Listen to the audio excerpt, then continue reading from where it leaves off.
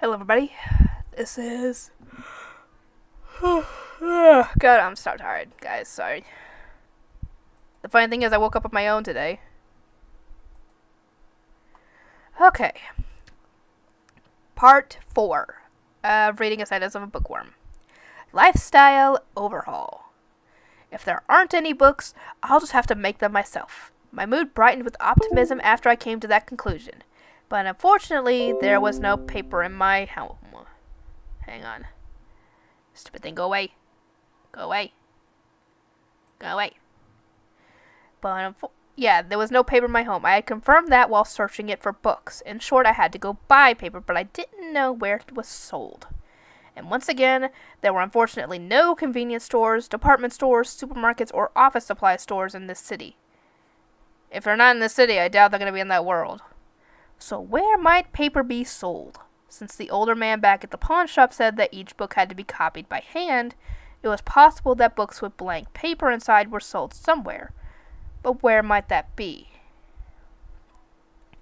Maybe there was a store that only sold paper. If I were in Japan, I could bind sheets of loose leaf paper, written in notebooks, stapled together copier paper, or do any number of things to quickly make my own makeshift books. But things were not so easy in this world. There was simply no paper at all in my home or as to make books. I first had to begin a search for paper. Gotta start at the beginning, obviously. Either buy paper or make it. We arrived home from the market as those thoughts spun through my mind, and coincidentally, Tuli had just gotten back from the forest. Apparently, she had gone to get firewood, nuts, mushrooms, and various herbs to use for seasoning the meat. Hey, Tuli, what'd you get? Let me see. I peered in the basket containing Tuli's spoils and soon found one of the things I was looking for. She had gotten several of the avocado-like fruits I had found when searching the house earlier. I saw Mom crushing it for oil, so I knew for sure I'd be able to get fruit oil from it. Mom, can I have one of these? Tuli thought about my request for a second before saying, You want a marrow? Okay, you can have a couple. It gave me 2 of them. Thank you, Tuli. I rubbed my cheek against the marrow while going into the storage room to grab a hammer. I can make shampoo with this. Excited, I brought the hammer down. Slam! The marrow exploded with a heavy squish, spraying juices all over both me and Tuli, who had followed me to watch. Hey, mine, why'd you do that? Tuli, without even wiping the juices from her face, gave me a bright smile with cold eyes. I jerked a little in fear of her blatant anger. Oh, this isn't good. Tuli looks really, really mad. Tuli, you see, well, I wanted oil, so... That's not how you get oil from fruit. What's wrong with you? Jeez, I can't help that I don't know the proper method. The mind and my memories would always look away when Tuli tried teaching her. Everything she'd said ended up so distorted I couldn't understand it. Mine was apparently jealous to the point of frustration at Tuli, who was healthy, energetic, and capable of doing everything she couldn't. Makes sense. So many of mine's memories were buried in her thoughts of no fair. It made me kind of not like her. I mean, Tuli's such a nice older sister. She takes good care of me and teaches me what I did wrong, even when she's mad. I mean, yeah, the old mine kind of sounds like a little bit like a brat, to be completely honest. But then again, she was bedridden for probably a good portion of her life before, I think, dying of the devouring, before Arano came along, that I can kind of understand her no fair attitude. I started to clean up the exploded marrow, which, while Tuli complained to me, but before I finished... Mom came back from the well and went red with anger after seeing what a mess the walls were. She doesn't care about the floor no matter how dirty it gets, but she cares this much about the walls? I later learned that nobody really cared about dirt or soot, but fruit juice would eat into the wood of the walls and hurt them, which was a big deal. After I finished cleaning, I looked between the crushed marrow, Mom, and Tuli. I wanted oil as soon as possible, but I wasn't sure if I should ask Mom or Tuli for help. When in doubt, go for whoever's less angry. I stealthily whispered to Tuli, Tuli, how do you get oil from the fruit? Will you teach me? Mom, can I teach mine? Despite my whispering, Tuli just let out a sigh and called out to Mom. Who knows what she'll do if you don't teach her. Go ahead, said Mom while pointing at the storage room. Really? I don't think I can be blamed for messing up things I was never taught to do. If mine's memories were better, I wouldn't make so many mistakes like this. I followed Tuli into the storeroom so she could teach me.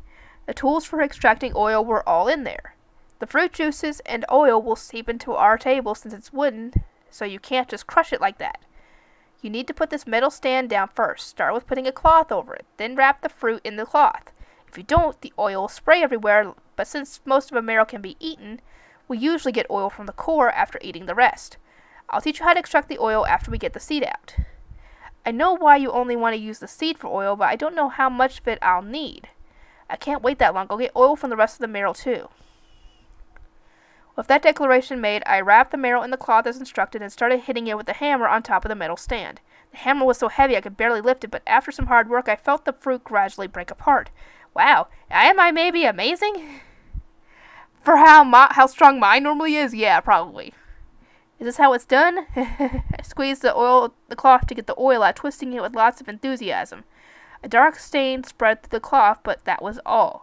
A single drop of oil dropped through, but there seemed to be exactly no chance of me getting as much oil as I needed. Mine, that's not good enough. Your aim is bad, you're not hitting it hard, and your swinging posture is all wrong. You crushed the fruit, but the seed is definitely not broken at all. Aw, Tilly! I did my best, but it just wasn't enough. Well, you are sick. Your body is sickly. You're going to have to really build your strength up to do that. I looked at Thule for help, and she took the hammer from me after sighing in exasperation. She tightened her grip around it and lifted it up high. Slam! Slam! With each heavy thud, the fruit and seed were crushed much faster and more thoroughly than when I hit it. Dad can use juicing weights to get lots of oil without using a hammer, but they're too heavy for us, so we have to break it up the fruit bit by bit like this. Apparently, growing boys became entrusted with the work for adults once they became strong enough to use juicing weights. Once the seed's completely crushed, you just squeeze the cloth like this, and the cloth had only gotten damp from me, but once Thule started squeezing, oil dripped steadily out of it into the small bowl below. I felt my respect for Thule grow 3 sizes as I watched the oil build up.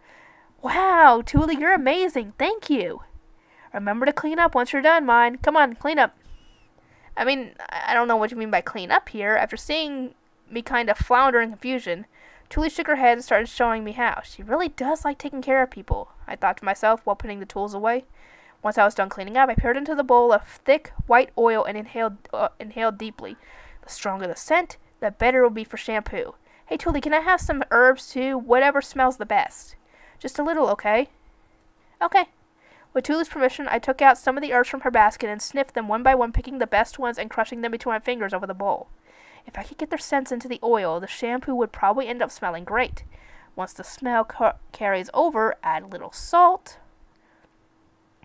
I started to think about how best to make the shampoo when I noticed Thule suddenly take the bowl of oil and start carrying it over to where Mom was making dinner. Thule, no, don't! What are you doing?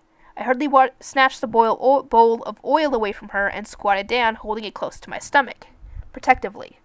Thule, seeing this, put a hand on her hip. She was clearly angry. It'll be ruined if we don't eat it soon, right? The oil will taste nasty if too much of the herb smell gets in it. That's the point. You're not eating it. You can't eat this. I'm going to make shampoo with it. I won't let anybody eat it. No matter what, Thule said I had no intention of giving up my one shot at making shampoo. I had suffered with dirty hair for too long. Mine? Thule went out and gathered those herself. Don't be selfish. Hello, it's for the whole family. She can have some. Mine got mad alongside Thule, but I had gotten her permission for both the marrow and the herbs, so they were mine.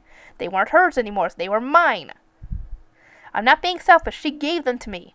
I shook my head and prepared to defend my oil to the death. My head was so itchy I couldn't bear it any longer, and a way to make shampoo was right in front of me. Nothing would get between it and me. As if sensing that I wasn't going to give it up no matter what, both of them sighed in exasperation and turned around. I inhaled deeply in relief at having protected my oil and mixed a pinch of salt into it. With that, the shampoo substitute I had made with my old mom when she got addicted to natural living was complete. Mom, can I have some hot water? I let out a waterproof cloth, usually for use when bathing, and put the bowl of oil into it before bringing a bucket to Mom. I had asked for some of the hot water she made with dinner each day, so she nodded and filled the bucket, which I then put on top of the waterproof cloth as well. I reached out ready to start washing, but stopped at the last minute. I wouldn't be able to rinse my hair after rubbing the shampoo in like normal, since I only had one bucket. How should I do this? I guess I'll try diluting it first. My only choice was to dilute the shampoo until leaving some of it in my hair wouldn't be an issue. I haphazardly poured the completed faux shampoo into the bucket and stirred it up. Mine, what are you doing?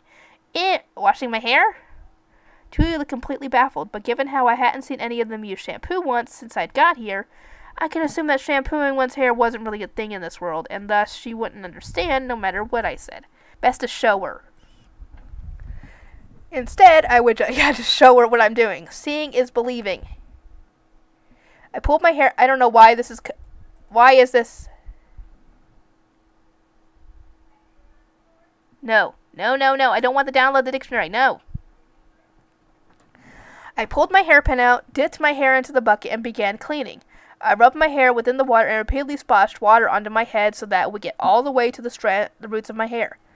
Then I began gently massaging my hair. My hands were weak and my arms short, which made it difficult. But even so, I repeated the motions until I was satisfied before squeezing my hair and wiping my head with a flimsy cloth that was a towel in name only.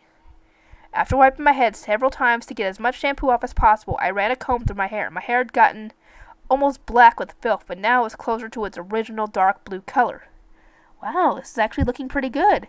I ran my fingers through my hair and sniffed. It smelled slightly of jasmine. My life recently had involved living in the midst of body odor, reeking of sweat and mud. Ugh. Even I would want to be clean. Yuck. The mere act of smelling something other than my own stink made me a little happy. Mission success.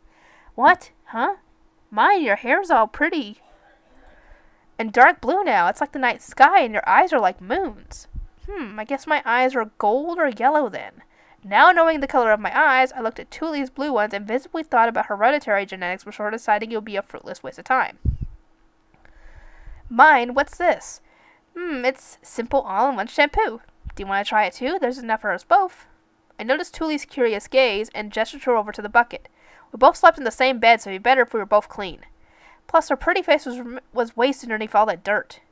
I wanted Tuli to be clean, and maybe this would encourage her to make more shampoo for us. You're the one who gathered the marrow and herbs, Tuli, so don't worry, you've even squeezed out the oil for me. Tuli gave a bright smile at my urging and began undoing her braid. She must have been watching me the entire time, so she immediately dunked her hair in the bucket and began washing it just like I did. She's missing a spot. I stuck a hair into the hand into the bucket and scooped up some hot water to put a hand out to reach part of Tuli's head. Clean, clean, get super clean. Tuli, I think that'll be enough. I handed her the rag and she wiped her hair repeatedly before running a comb through her hair just like I had done. Her green hair had gotten super silky. It rippled down in natural ways that looked like they'd been styled, and the light made an angel's halo on the top of her head.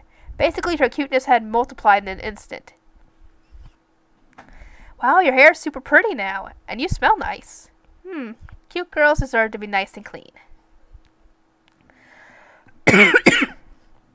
Tuli kept combing her hair as I nodded in satisfaction. We didn't have enough for me to wash her hair every day. Maybe it was now my duty to wash her hair every few days and keep it clean. I started to clean everything up since we were both done, but Mom rushed forward and said, "Stop right there," and started using it herself. At this rate, I'm guessing Mom and Tuli won't mind me taking some marrows to make shampoo. My goal was to keep my family clean. I felt asleep, satisfied at how not itchy my head was. Or not how not itchy my head felt. Ever since coming here, the first thing I saw after waking up each day was a spider web. I had gotten myself clean, and next I wanted my surroundings to be clean.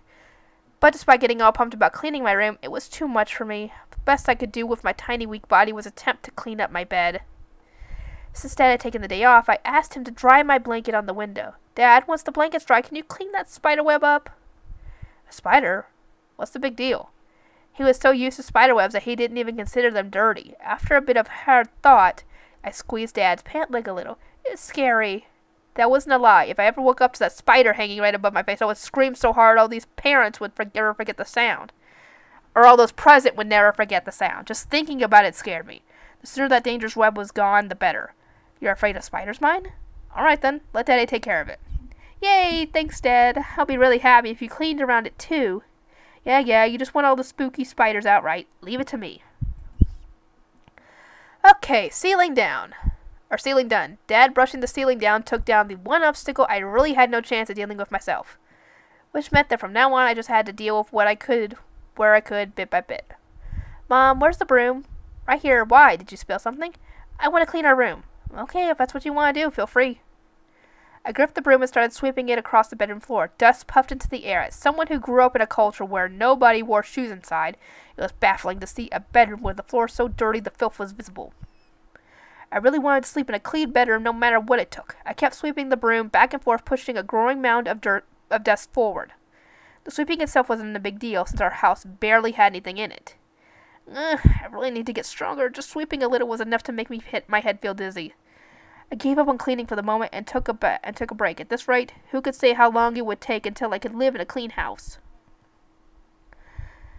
Now, mind, why clean the bedroom if you're going to leave a pile of filth by the kitchen? You need to sweep it out into the front. Mind, you look sick. Mom peered into the bedroom after seeing the pile of filth I had swept into the kitchen and sighed.